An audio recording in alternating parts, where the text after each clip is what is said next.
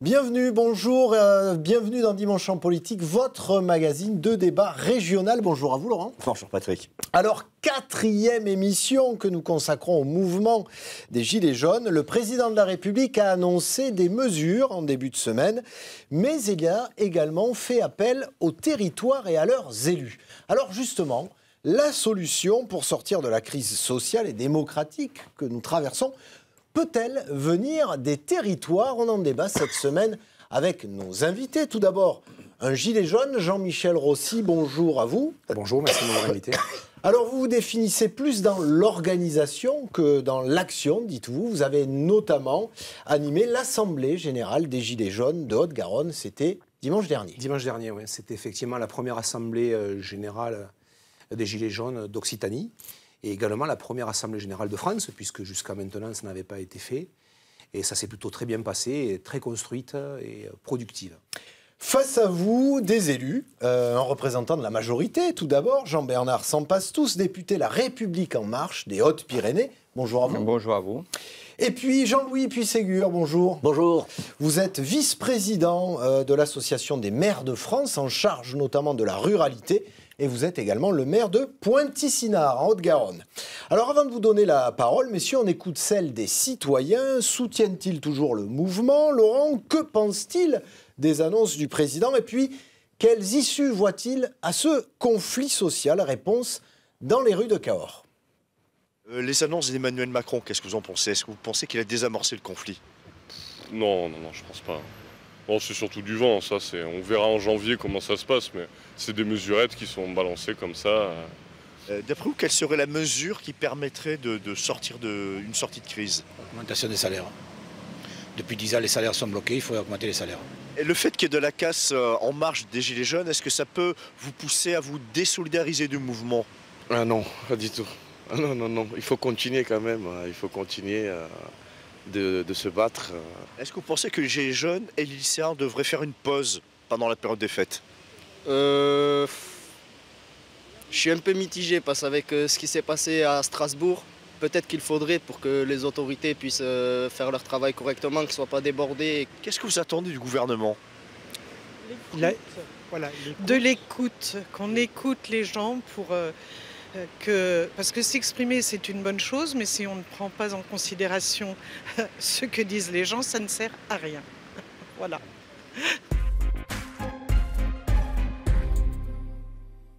Alors, Emmanuel Macron a-t-il commencé à écouter les gens, comme le demandait cette dame? Un rapide tour de table, messieurs, sur les mesures proposées par Emmanuel Macron.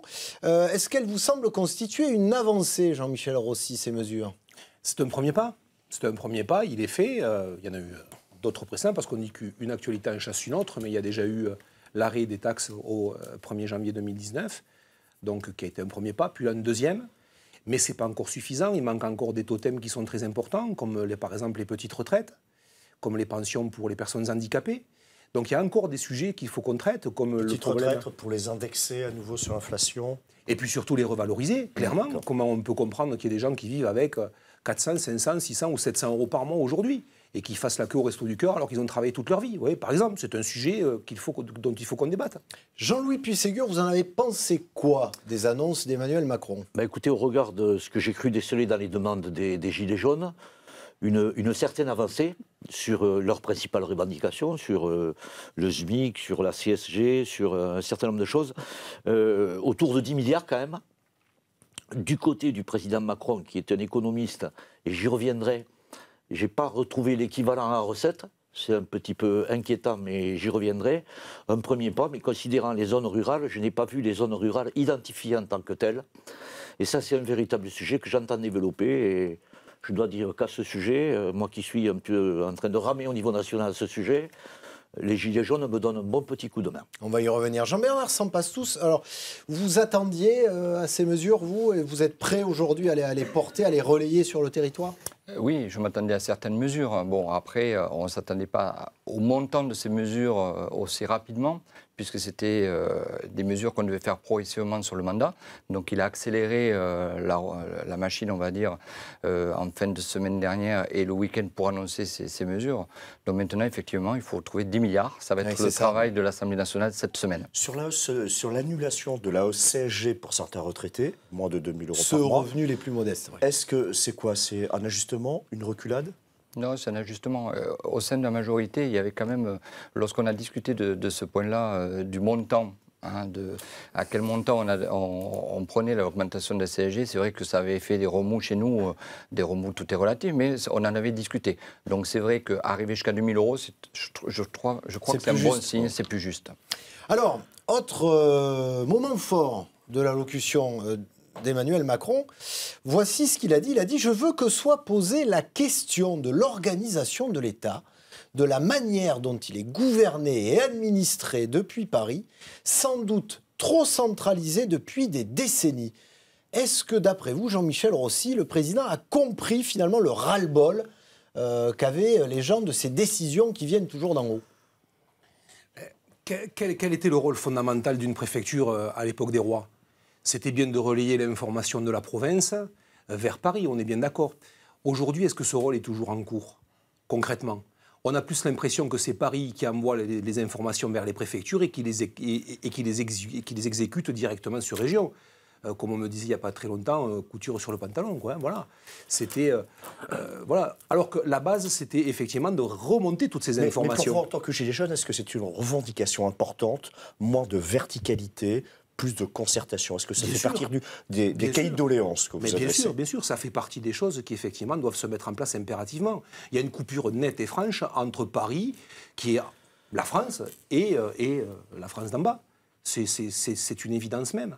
C'est l'aspect centralisateur de ce pays que vous dénoncez aussi, Jean-Louis Puy-Ségur, quelque part. Certes, cela dit, l'Association des maires de France, et les maires de France en particulier, ont des canaux privilégiés à travers les préfets, à travers aussi les parlementaires, à travers les rencontres avec le gouvernement. Alors, excusez-moi, je vous coupe. Je signale qu'on avait invité la préfecture qui a décliné notre proposition pour être avec nous sur ce plateau. C'est plus compliqué pour un représentant de l'État pour d'échanger, je l'avoue. Revenant à Paris, Paris pour moi c'est Bercy, c'est surtout Bercy, le ministère des Finances et c'est l'ENA. Donc ça relativise beaucoup le travail des parlementaires. Et c'est un vrai sujet parce que les parlementaires et même les membres du gouvernement peuvent avoir certaines idées et plusieurs gouvernements passés ont eu à souffrir d'une certaine nomination de Bercy. Mais je pense qu'on reviendra sur ce véritable débat qui est en fait le débat entre l'économie et le social. Mais vous, en tant que maire, vous avez l'impression que d'abord, l'État, c'est d'abord Bercy, c'est une vision financière et comptable. Et est-ce que vous avez l'impression qu'on vous entend, on vous écoute, ou alors est-ce qu'on vous fait tomber des mesures de Paris sur la tête sans aucune concertation? On ne peut pas dire que la concertation n'existe pas, mais ça tombe sur la tête, effectivement. Je peux penser au précédent gouvernement à la réduction de nos dotations. Je pense à la loi Allure, je pense à la loi NOTRe. Je pense aussi à l'arrêt des emplois aidés. Ça, c'était un certain nombre de mesures que nous avons dénoncées après coup. Jean-Bernard Sempastous, vous, élu des Hautes-Pyrénées, ce message, cet appel également aux élus locaux de la part du président, vous l'interprétez comment? Alors, vous l'attendiez? Vous l'espériez, ce message ou... D'abord, j'ai été maire. Eh oui, j'ai été maire pendant 4 ans, conseiller municipal pendant de longues années, donc je sais un petit peu comment fonctionne un maire, comment fonctionne un conseil municipal. Aujourd'hui, il y a 18 mois, il y a eu des élections. Il y a eu un gros raz de marée, en particulier La République En Marche, où sont arrivés à l'Assemblée 75% des gens qui n'avaient jamais fait de politique. Ça, il faut le souligner quand même. C'est une chance. Moi, je le vois comme une chance. Et c'est devenu un handicap. Certains le donnent comme handicap. C'est pas moi qui vous dirais ça. Mais il y a beaucoup de gens qui n'ont jamais fait de politique qui se retrouvent députés. Et c'est vrai que ça n'a pas été facile pour eux. Moi, j'ai eu la chance d'être maire. Donc, je sais un petit peu les rouages. Ce problème de communication, est-ce qu'on peut le mettre Moi, ma porte était toujours ouverte à la mairie. Donc, moi, je veux dire, j'étais habitué à recevoir des gens, à avoir un petit peu la détresse, parce que dans une ville de 8500 habitants au fin fond des Pyrénées, qui est en dessous du seuil normal, on va dire, on reçoit plus des gens qui viennent se plaindre, et ils ont raison de se plaindre, que ceux qui ne viennent pas se plaindre. Donc ça, c'est important. Et ensuite, ce que je voudrais dire aussi rapidement, c'est ce que j'ai souffert pendant ces 18 mois, c'est d'entendre sans arrêt qu'on dise que le président de la République n'était pas un président de la République de la ruralité. Ce n'est pas vrai. D'abord, ce n'est pas un Parisien. Hein. Il a vécu à Amiens. Bon, c'est pas une ruralité peut-être. Jusqu'à l'âge de 18 ans après, il a fait ses études à Paris. Après, quand même, c'est quelqu'un qui est proche de la ruralité. Donc ça, c'est l'image qui est donnée, qui me déçoit beaucoup et qui m'énerve souvent. Jean-Michel Rossi, je vous ai vu acquiescer quand vous dites, par rapport au manque peut-être d'expérience des élus d'En Marche notamment. Est-ce que vous pensez que c'est ce qui a créé un peu ce fossé entre vous, les Gilets jaunes, et le pouvoir aujourd'hui? Enfin, je ne sais pas, comment on peut, moi je m'adresse directement à M. Allez-y. Mais comment vous pouvez comprendre que des gens, alors je ne citerai pas de nom, mais tout le monde connaît toutes les histoires. Quand on invite des députés sur des plateaux qui sont censés représenter le peuple, ils ne sont même pas foutus de sortir le salaire d'un SMIC net. Ils ne sont même pas foutus de se dire qu'il y a quand même une prime de Noël qui existe. On a l'impression que le député tombe du tabouret parce qu'il pense que c'est pour lui. Il dit « Ah bon, c'est pour moi, je ne sais pas, je n'étais pas au courant ». Donc comment vous voulez que les gens réagissent concrètement? C'est ça cette question. On voit bien qu'il y a quand même quelque chose qui ne passe pas. On n'est pas du tout dans l'axe de personnes qui savent de quoi ils parlent. Moi, j'ai grandi dans la ruralité, dans la vraie ruralité, monsieur, avec des tracteurs, avec des vaches, avec tout ce que monsieur le maire de Pointe-Issinard connaît, et il sait où c'est que j'ai grandi. Et je vous garantis, monsieur, qu'il y a des gens qui sont totalement déconnectés du système. Totalement. Alors, forcément, ils ne peuvent pas interpréter ce qui se passe en bas. Vous peut-être, parce que vous avez été surveillant de Bigorre, donc je ne vous jette pas spécifiquement la pierre à vous. C'est déjà quand même quelque chose qui est quand même relativement ancré dans les Pyrénées, donc il y a un système de fonction que vous connaissez bien. Mais dans l'ensemble de vos confrères, il faut quand même avouer qu'il y a quelque chose qui passe pas, quoi. Je vous trouve, je sais pas, je le vois pas comme ça. Je reviens, je pense que c'est une chance d'avoir des gens qui n'ont jamais fait de politique. Mais je dis pas le contraire, mais seulement, est-ce qu'il faudrait pas qu'ils soient simplement des gens plus issus encore plus issus de la citoyenneté? Il y en a déjà, ce qui est important de voir aussi au niveau des députés de l'Assemblée nationale, et là je parle de l'ensemble, je ne parle pas que de la République en marche. Regardez le nombre de gens qui sont arrivés issus de l'immigration. C'est jamais arrivé. Il y a la ruralité, regardez un peu, moi j'ai énormément de collègues, il y a certains collègues qui ne sont même pas nés en France, ils sont députés.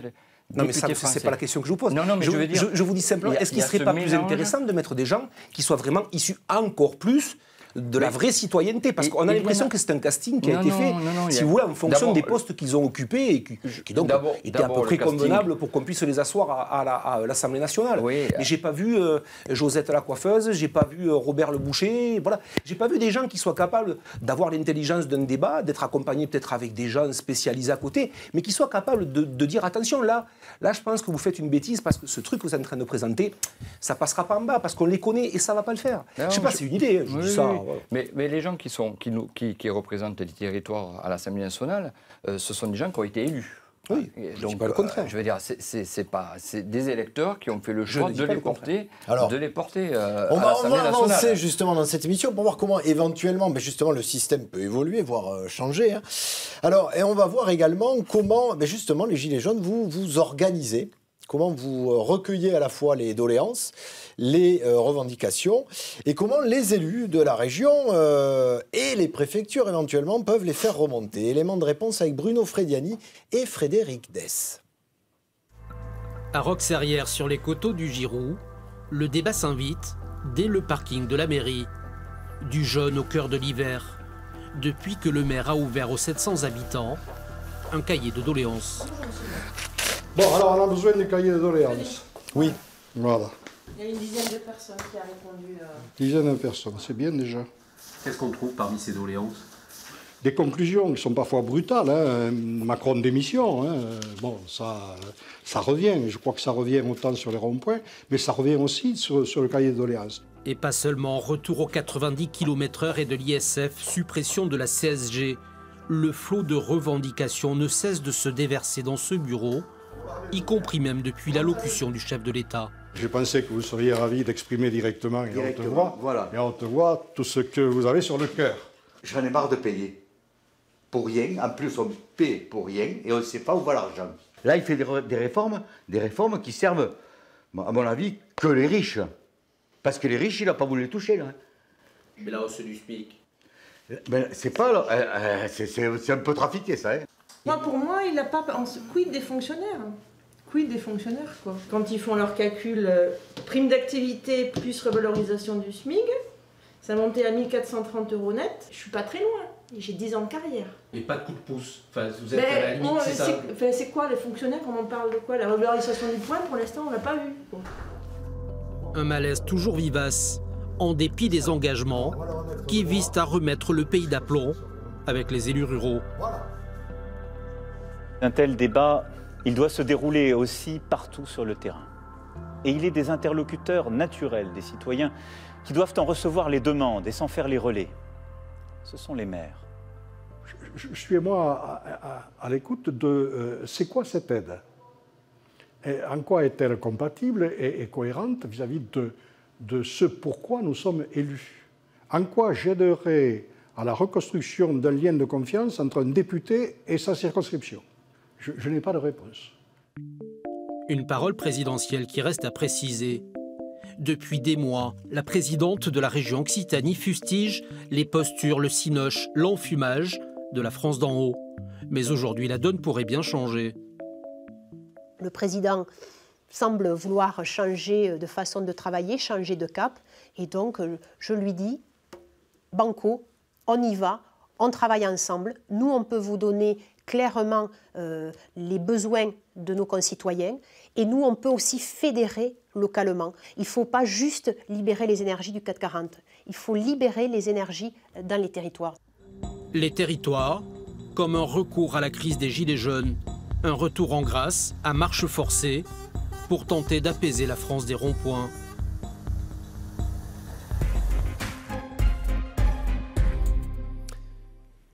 Alors Jean-Louis Puységur, on l'a bien vu dans le reportage, le maire s'interroge. En quoi j'aiderai à la reconstruction du lien entre un député et sa circonscription, dit-il. Comment vous le voyez, vous, le rôle du maire aujourd'hui tel que il peut le prendre dans le règlement ou la médiation de ce conflit? Tel que le président Macron le définit dans cette affaire, nous devrions servir de relais. Et j'avoue que dans un premier temps, je ne l'ai pas fait, du moins avant que le président Macron ne nous le demande, parce que j'ai considéré que cette affaire était l'affaire des Gilets jaunes, et que c'était à eux d'abord à me demander si éventuellement je pouvais être leur relais. Ensuite, le président nous demande de le faire. Nous avons évoqué ce sujet en bureau national en début de semaine, et nous laissons les maires libres de le faire, mais nous le tenons à la disposition de l'État, c'est aussi notre rôle, pour ouvrir ces cahiers de doléances comme ils pourraient être ouverts. Ensuite, bon, c'est vrai que les parlementaires sont les relais habituels. Nous, ce n'est pas tellement dans nos compétences de décider du montant du SMIC ou de la CSG. Quand vous attribuez ce rôle de relais, c'est quoi? Une sorte de guichet ouvert, de porte-parole, de porte-voix? Comment vous imaginez ce rôle de relais? Ça veut dire quoi, être relais? D'abord, si le gouvernement veut que nous le fassions, il faut qu'il en définisse les contours et le cadre. Parce qu'il faut en faire la synthèse de cette affaire-là, c'est assez compliqué. Oui. Donc que l'État nous dise, à travers les préfets, comment il voit que la consultation doit se dérouler, et nous pouvons tout à fait la faire. Jean-Michel Rossi, est-ce que c'est un interlocuteur auquel vous pensiez, le maire? Moi, je trouve que c'est un excellent interlocuteur, le maire. Parce que dans nos communes, quand on élit un maire, on n'élit pas un parti ou une étiquette, on élit un bonhomme. C'est le gars du village. Et le conseil municipal. Voilà. Oui, absolument. Mais voilà, ce que je veux dire, c'est qu'on sait à qui on a affaire. C'est un homme de confiance qu'on a l'habitude de voir. Moi, dans mon village, on a une mairesse, c'est une dame. Et ce sont des gens qu'on connaît, qu'on a l'habitude de voir au quotidien. Et c'est vrai que c'est un support de confiance. Et aujourd'hui, dans les Gilets jaunes, ce qu'on veut, c'est, dans notre façon de nous structurer, on va avoir forcément besoin de relais qui soient des relais de confiance. Parce que cette confiance, encore une fois, elle est rompue. Et on le voit de toute façon au travers de tout ce qui se passe actuellement. Ce relais, cette médiation, cet intermédiaire, vous allez y contribuer également, vous, député et ancien maire, Jean-Bernard Sempastous? Oui, tout à fait. Comment vous la voyez, vous, ce dialogue local s'instaurer avec les Gilets jaunes? Alors, ce qu'il ne faudrait surtout pas, c'est que ce dialogue se fasse dans une préfecture. Moi, je suis plus sensible au fait que ça se fasse dans une mairie que dans une préfecture. Je crois que c'est Pourquoi? La préfecture, aujourd'hui, c'est l'image de l'État. Moi, je pense que... C'est quoi? C'est les ordres de la République?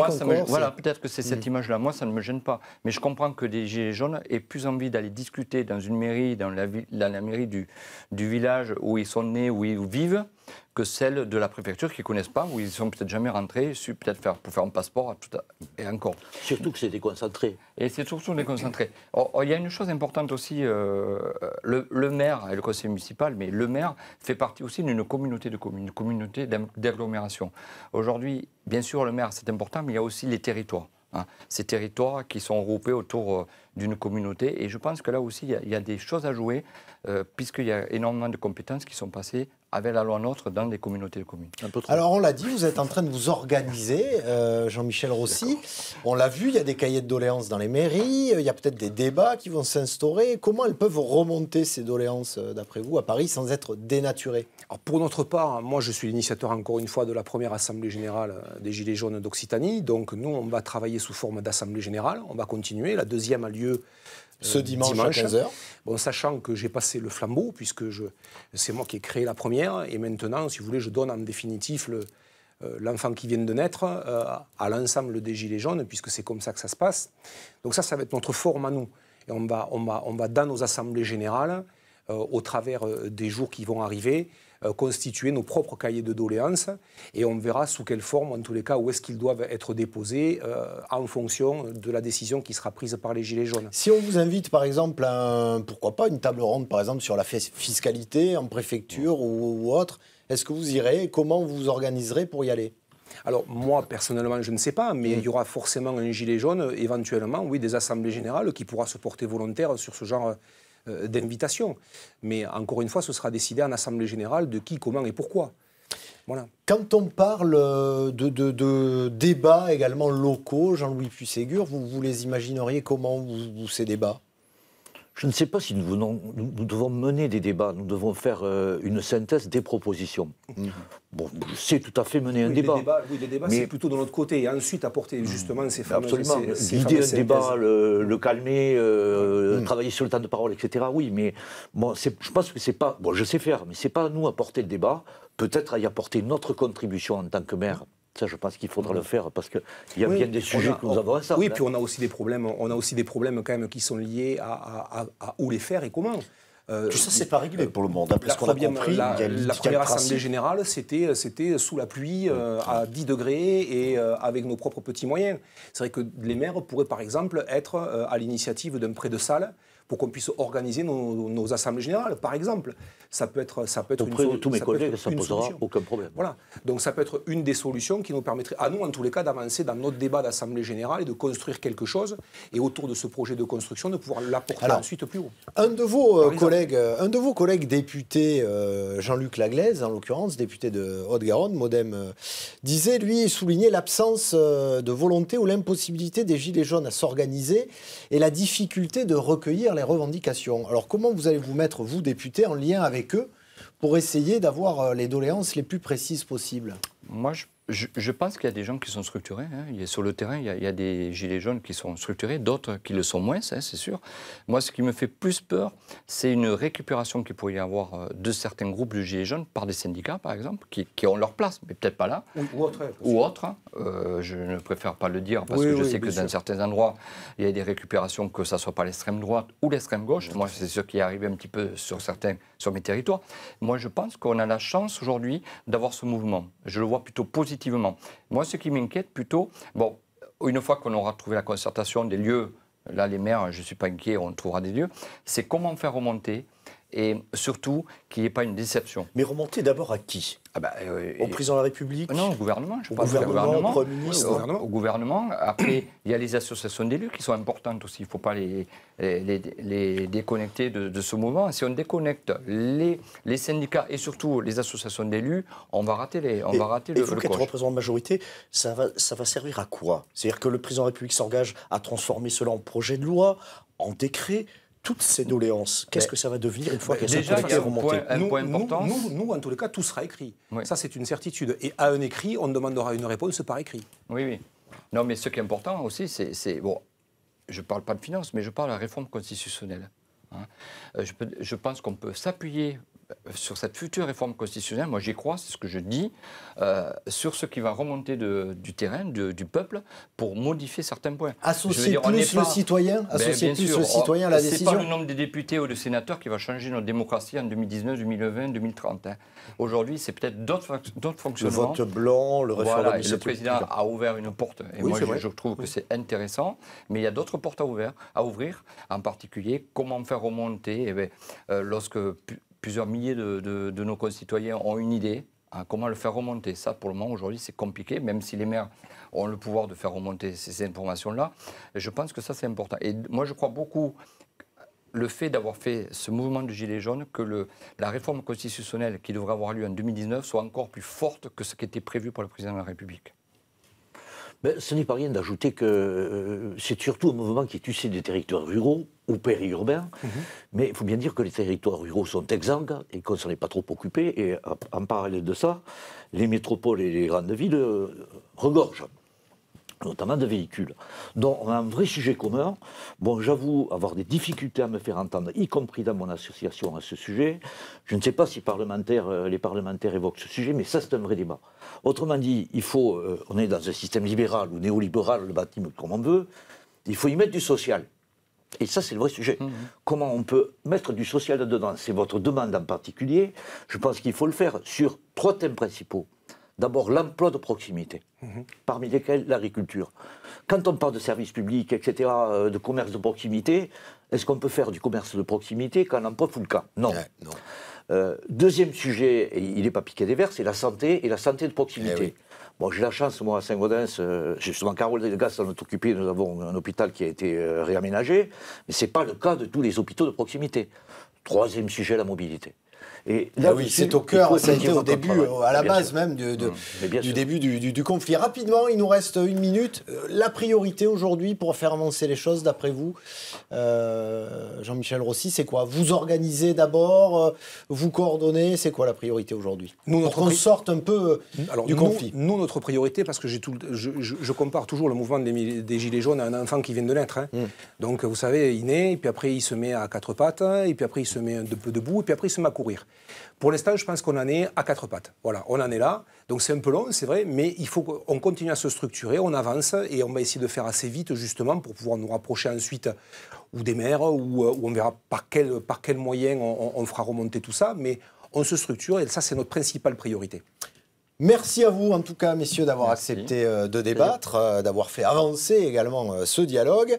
Un débat qui se poursuit, vous le savez, sur notre blog, le blog politique, mais également sur notre page Facebook France 3 Midi-Pyrénées. Vous pouvez voir ou revoir cette émission. Nous suivrons bien évidemment ce mouvement des Gilets jaunes dans nos journaux d'information régionales. Quant à nous, on ne se retrouve que le 13 janvier pour un nouveau numéro de Dimanche en politique dans votre région. D'ici là, passez de bonnes fêtes de fin d'année. Merci.